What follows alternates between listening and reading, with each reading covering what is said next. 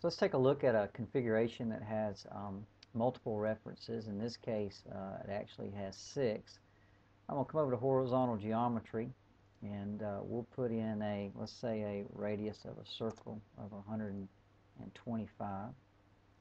And then we'll do this one more time, and let's just say 200. Okay.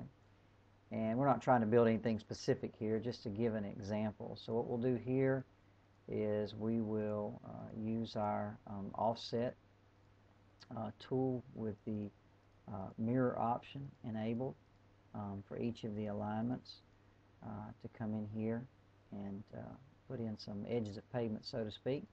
And then the last thing we will do is we will put in a curve return radius for each one of these. So we'll put in this one here with a trim and extend both. We will do the same thing here. Do the same thing here. We'll do the same thing there. Well, this one, we'll move over to this northeast side here.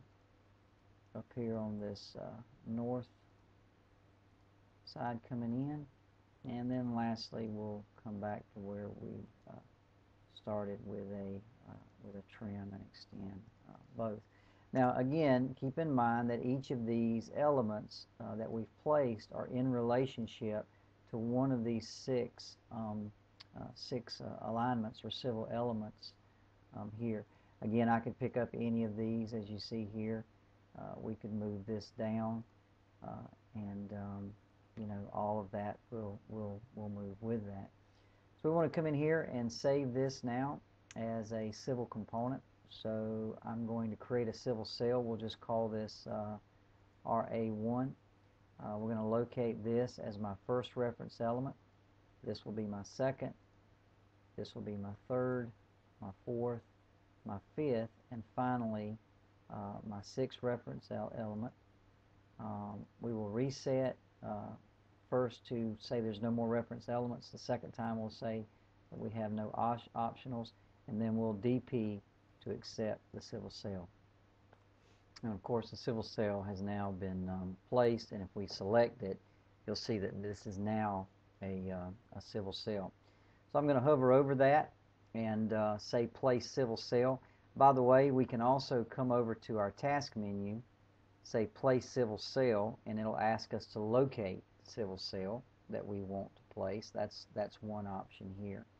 So let's move over here to another configuration here that we want to place this on. Now you'll see here I've got 6 references, but you'll notice that they're not quite the same. And in fact, in the other case, I had a alignment here in the northeast quadrant. Now I've moved it down to the southeast here. Okay. So the first thing it prompts me to do is locate the reference element, 1 of 6. So it understands that civil cell that I selected had 6 references. So I'm going to select 1, 2, 3, 4, 5, and the last one would be 6.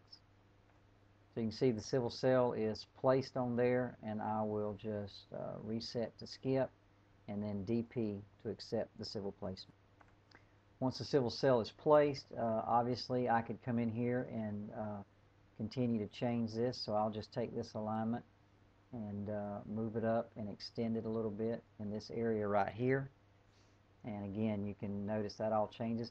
If for some reason one of these radiuses I needed to change, I could just come in here and say change that to a 50-foot radius. And so you can kind of get the idea is that even though this may be a different roundabout, so let's say we want that to be a 100, we can make those changes individually. So even though we've placed a civil cell, we have the full ability to make changes to this configuration even after the fact.